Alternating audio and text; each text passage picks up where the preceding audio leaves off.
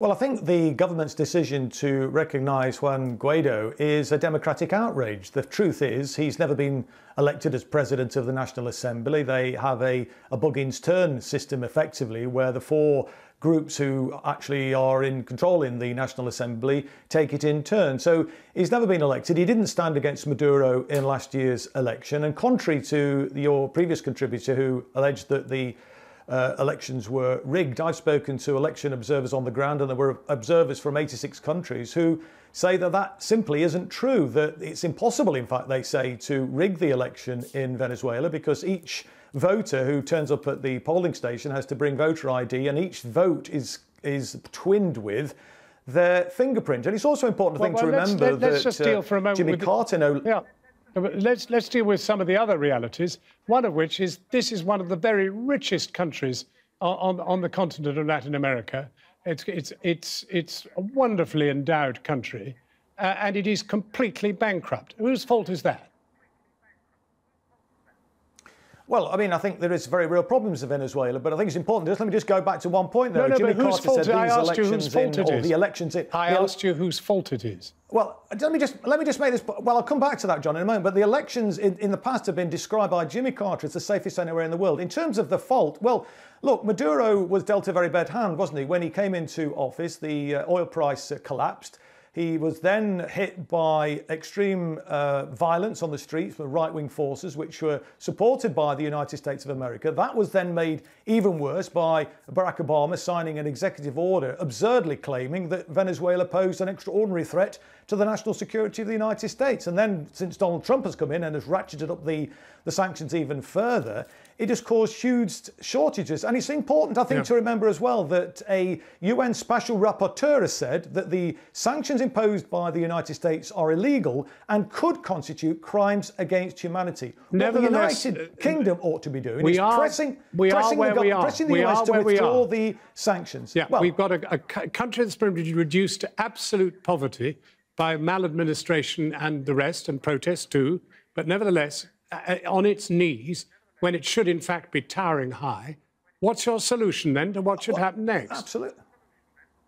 Well, my solution for what should happen next is that the United Kingdom, rather than behaving like Donald Trump's poodle, should be calling on him to withdraw the sanctions and to use their good officers to bring the different factions around a table and reach an amicable solution. Let's remember that Maduro himself has called for talks to actually stop the violence and to bring an end Mr. Williamson, to the economic difficulties that they're currently experiencing. But you talk as if this is Britain on her own. Britain has joined many other countries, and today it's Sweden, France, and others. Italy? Oh, yes, well, OK, yeah, but then Mexico. Well, hold on. No, Italy actually have not Spain, come out. My understanding is Italy have actually continued to recognise well, OK, fine. Spain. But Bolivia, Mexico, countries? Russia, China, Italy. Well, listen, it's rather ironic, isn't it? Spain, when the Catalans saw independence and had their referendum, what did they do? They sent in their troops, their security services, meted out extreme violence on the Catalan people and put their leaders in jail. This hasn't happened to Juan Guaido, has it, in Venezuela? We can deconstruct every single element of this. Your case is supported by Russia, China. You would hardly want to go to the wire on trying to defend them on human rights or anything Mexico, else. Bolivia, Italy. Come on, John. Yeah. Look, Mr. Williamson, you and Mr. Corbyn are in a very nasty corner now. You've got a country that is in terrible, terrible condition, and that is down to the people who ran it and the people you supported. Isn't it time you changed sides and got behind what is happening now? Sorry, John. Well, no, I'm not going to get behind Donald Trump because the action that he's taking now could precipitate what about the human rights hundreds of thousands of casualties. Are you going to get behind them as well? Are you going to get behind Mr. Maduro's gross human rights abuses?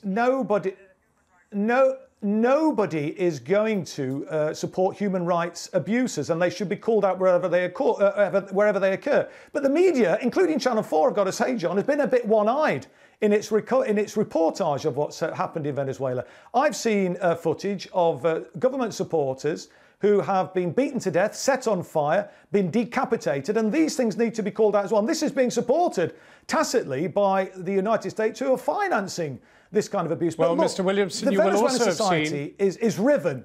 You will also have seen the 3 million refugees that we've covered pouring into Colombia. What do you say about them?